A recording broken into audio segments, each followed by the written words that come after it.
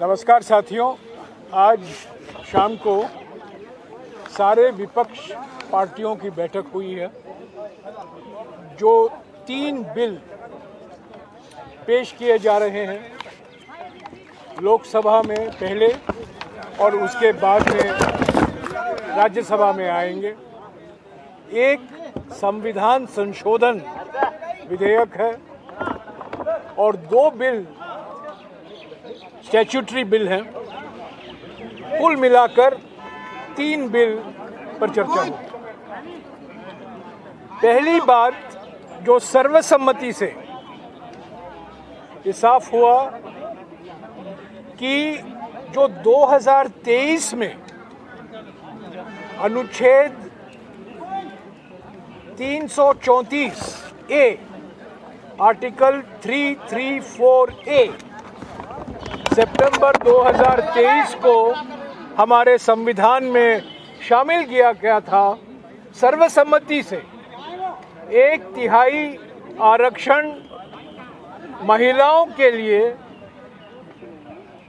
हम चाहते हैं उस प्रावधान को तुरंत लागू किया जाए। हमारी मांग 2023 में यही थी, परंतु सरकार ने हमारी मांग नहीं मानी और 2 शर्तें लगा दी आर्टिकल 334 ए में कि एक नया सेंसस होगा, उसके बाद परिसीमन होगा और उसके बाद आरक्षण लागू होगा। पर हमने मांग की थी कि ये 2024 के लोकसभा चुनाव से ही लागू होना चाहिए। हमारी मांग का नज़रअंदाज किया गया और कहा गया कि आगे देखा जाएगा कब से लागू होगा। अभी अचानक सरकार ने तय किया है, पश्चिम बंगाल और तमिलनाडु के चुनाव प्रचार चल रहा है दोनों राज्यों में, डीएमके अलायंस और तमिलनाडु में, और बीजेपी की भारी हार होने वाली है पश्चिम बंगाल में। इस चुनाव प्रचार के बीच ये 3 बिल लाया जाता है और बड़े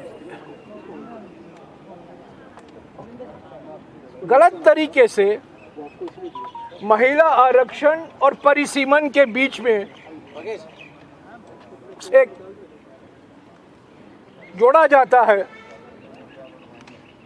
और एक ही संविधान संशोधन बिल है जिसमें परिसीमन का प्रावधान है और महिला आरक्षण का प्रावधान।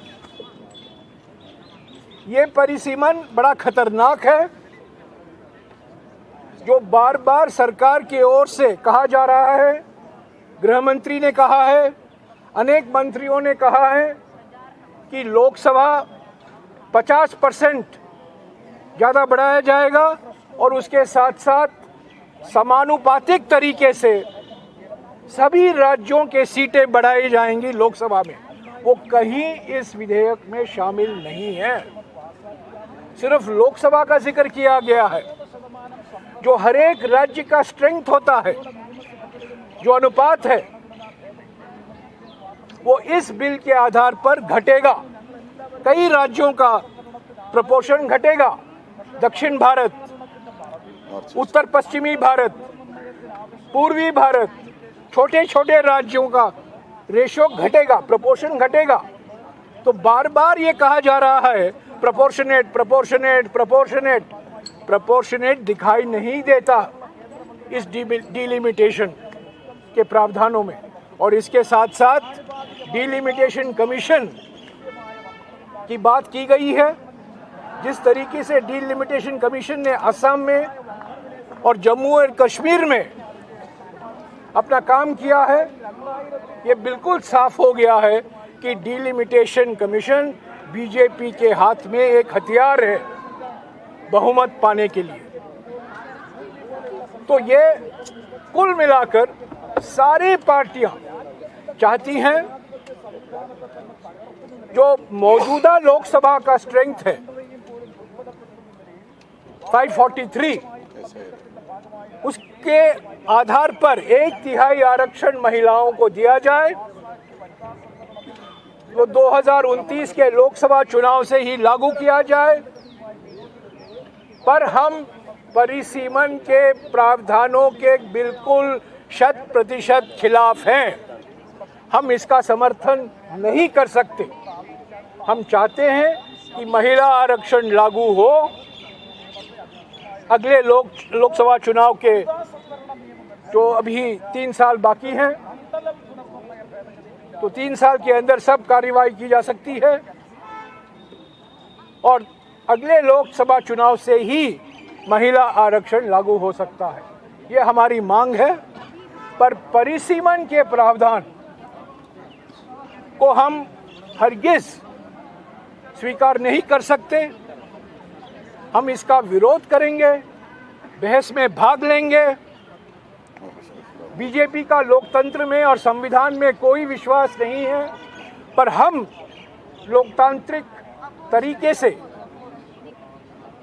बहस में हिस्सा लेंगे और जो कुछ हमें करना है लोकसभा और राज्यसभा में करेंगे। और हमारी सारी पार्टियों की उम्मीद है कि महिला आरक्षण लागू हो। मौजूदा लोकसभा को लेकर 543 को लेकर इसको तुरंत लागू किया जाए अगले लोकसभा चुनाव से। पर यह परिसीमन किसी भी हालत पर विपक्ष पार्टियां स्वीकार नहीं कर सकती। इसका हम पूरा 100% विरोध करते हैं और किसी हालत पर हम इसको मंजूरी नहीं दे सकते। तो ये रहा कुल मिलाकर आज दोपहर को जो बातचीत हुई है। सारे विपक्ष पार्टी मौजूद थे। कुछ नेता जूम पर आए। Samajwadi, TMC, DMK, JMM, RJD, national conference, वामपंथी party, Shiv Sena, UBT, NCP, Sharad Pawar, सभी पार्टी मौजूद थे। विपक्ष, आम आदमी पार्टी, सभी पार्टी मौजूद थे। विपक्ष की सारी पार्टियां मौजूद थे आज और सभी एकजुट होकर एक स्वर पर हम कहते हैं महिला आरक्षण लागू करो।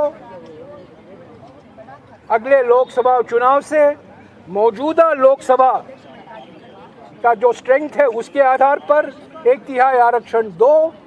पर इस परिसीमन के प्रस्तावों को हम कभी स्वीकार नहीं कर सकते। इसके खिलाफ हम अपनी आवाज़ उठाएंगे और लोकतंत्र के आधार पर जो लोकतांत्रिक तरीके हैं जो हम अपना सकते हैं, हम लोकसभा में और राज्यसभा में अपनाएंगे।